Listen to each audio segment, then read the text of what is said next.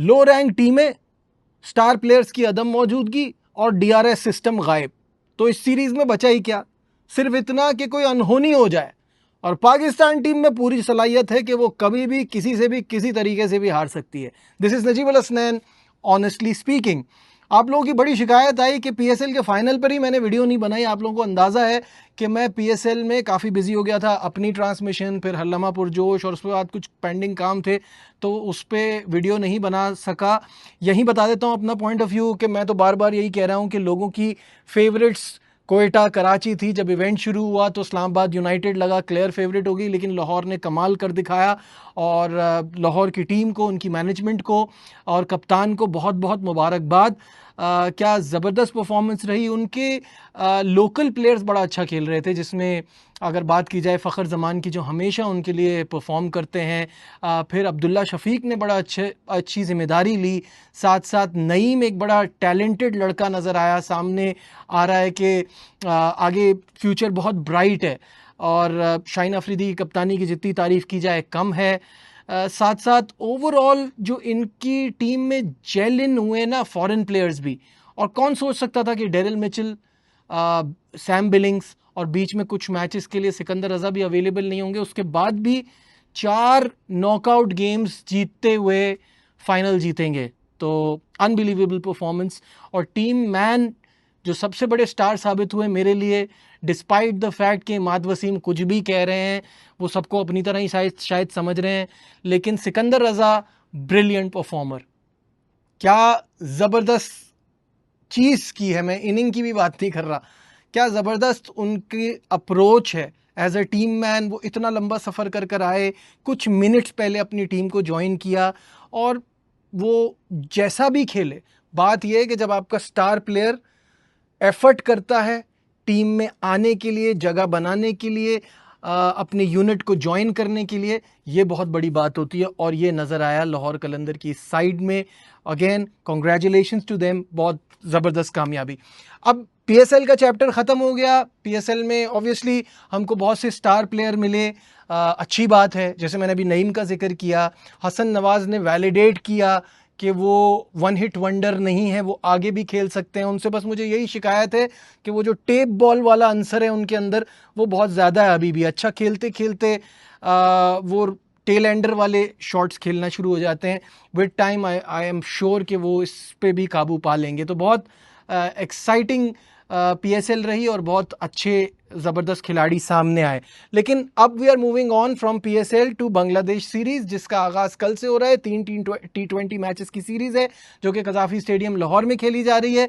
और सब में बहुत इसको लेकर अब एक एक्साइटमेंट है। किस चीज़ की, कि वो जो यंग प्लेयर्स सामने आ रहे हैं, जैसे मैंने शुरू में कहा, स्टार प्लेयर्स नहीं है और होना भी नहीं चाहिए। मुझे ऐसा लगता है कि हमको एक उसूल बना लेना चाहिए कि टॉप 3-4 टीमों के खिलाफ हमारे मेन प्लेयर्स खेलेंगे, बाकी जगह हमारे यंगस्टर्स एक्शन में नजर आएंगे। और इस सीरीज़ की खास बात यही है कि फ़हीम अशरफ, साहबजादा फरहान, साइम अयूब, फ़खर ज़मान ये कमबैक कर रहे हैं।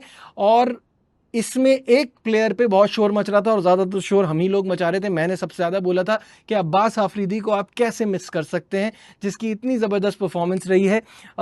सुफियान मुकीम के साथ भी ज़्यादती है, लेकिन अब्बास को ये जो शोर मचाने की वजह से फ़ायदा ये हो गया कि वसीम जूनियर इंजर्ड हैं, उनकी जगह अब्बास आफरीदी को टीम में शामिल कर लिया गया है।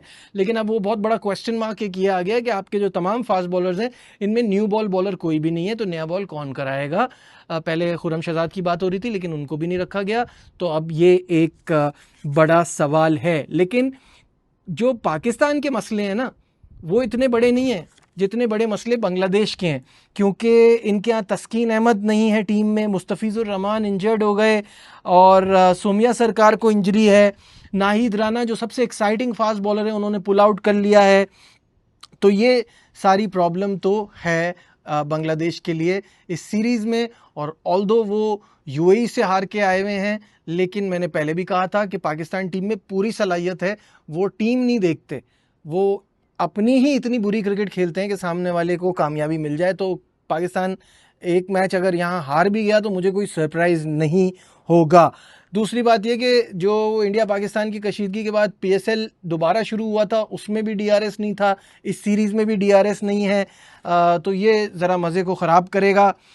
T20 फॉर्मेट में पाकिस्तान और बांग्लादेश की अगर रिकॉर्ड पर नज़र डाली जाए तो 18 में से 16 मैचेस पाकिस्तान जीता है, और आखिरी शिकस्त पाकिस्तान को 2016 के एशिया कप में हुई थी, और आखिरी मैच जो है इन दोनों का वो वर्ल्ड कप 2022 में हुआ था, और सीरीज़ 2020 में खेली थी जो वाइट वॉश की थी पाकिस्तान ने। तो अब यहाँ भी ऐसा ही होना चाहिए वैसे तो, लेकिन देखते हैं क्या होता है। जो प्री मैच कॉन्फ्रेंस हुई उसमें लिटिन दास बांग्लादेश के कप्तान बहुत पुरएतमाद नज़र आए। उनका ये मानना था कि उनकी टीम जो है उसमें सलाहियत है, वो किसी को भी हरा सकते हैं। ऑब्वियसली वो UAE से हार कर आ रहे हुए हैं, तो उनको पता है, इस बात का एहसास है कि उनकी टीम T20 क्रिकेट अभी इतनी अच्छी नहीं खेल रही है, तो उस पर भी उन्होंने जोर दिया। लेकिन उन्होंने कहा कि यहाँ कंडीशंस जो है वो अच्छी होंगी, सिर्फ हमें ग्राउंड में अपना 100% देना होगा, तो ऑब्वियसली जो अच्छा खेलेगा वो जीतेगा। मुझे ऐसा लगता है कि इस सीरीज़ में जो ये हमारे यंग गन्स हैं जिनको मौका मिला है, उनको इस पे कैपिटलाइज करना चाहिए। इससे अच्छी अपॉर्चुनिटी नहीं होगी। सामने ऑपोजिशन भी कमज़ोर है, उसका ये फॉर्मेट भी इतना अच्छा नहीं है, तो आप यहाँ इस सीरीज़ को मेमोरेबल बना सकते हैं। आप क्या सोचते हैं इस बारे में कमेंट्स में मुझे ज़रूर बताइएगा। लाइक, शेयर, सब्सक्राइब देखते रहिए Najibul Hasnain honestly speaking. Bye.